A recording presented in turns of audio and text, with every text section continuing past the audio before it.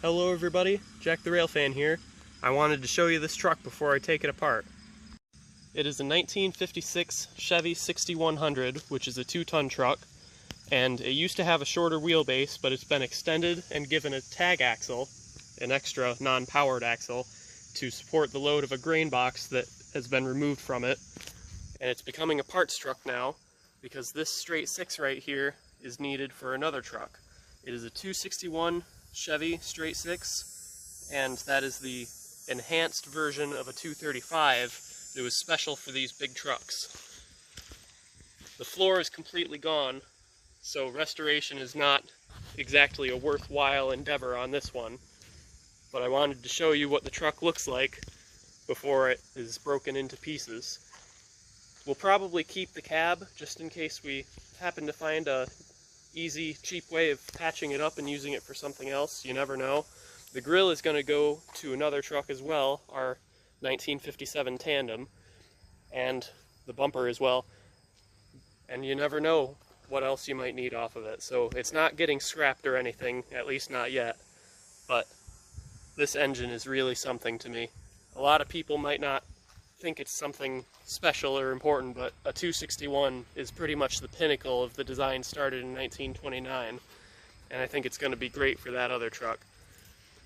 It has a Bendix handle brake deal on there in the cab, and I think that could be used for air brakes or vacuum brakes, but this never had an air compressor. It only had vacuum brakes, maybe for a trailer early on, or it could have been added just for this, because the tag axle, which is tied into the actual suspension for maximum flexibility and smoothness, that tag axle has its own brakes that are vacuum only. They are not tied into the pedal, so they would have been worked off of that, and there's a little tank in there.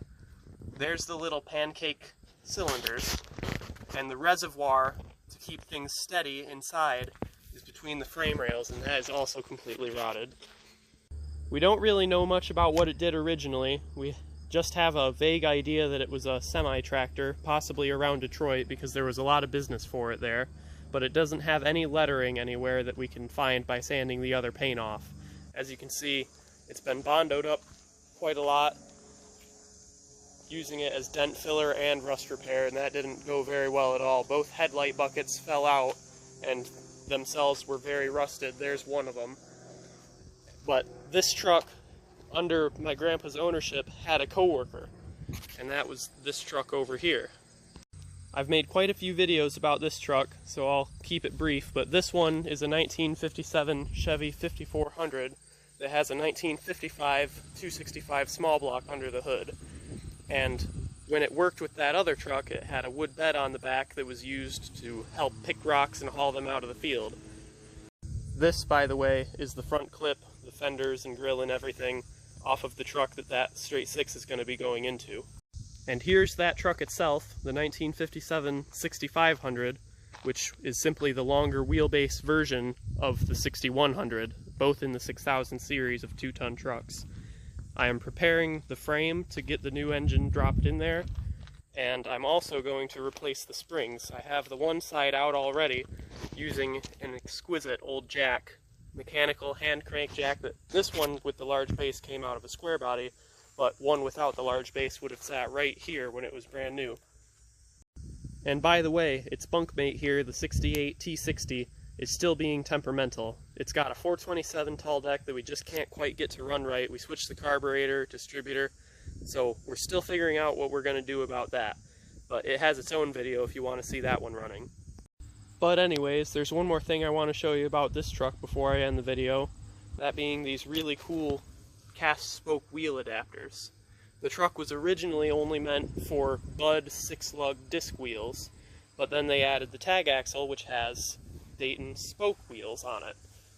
So they needed a way to keep things universal, so I don't know if New Way, who made the tag axle, made them or just supplied them, but in any case, this truck now has adapters to take it from the 6-lug disc wheel pattern to being able to run universal rims that can just bolt right on off of anything. And those are a lot easier to find now which then gives you a lot more options when it comes to brand new tires or even just cheap replacements that maybe you'll find on Marketplace.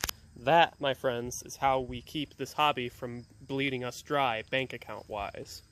And speaking of being thrifty, I'd better get to it and start pulling this engine, because it's not going to pull itself, and I'd really like to test if I can get better than 30 miles per gallon in a 2-ton truck. Wouldn't that be cool? Thanks for watching. I hope you'll join me for more truck adventures in the future. Bye.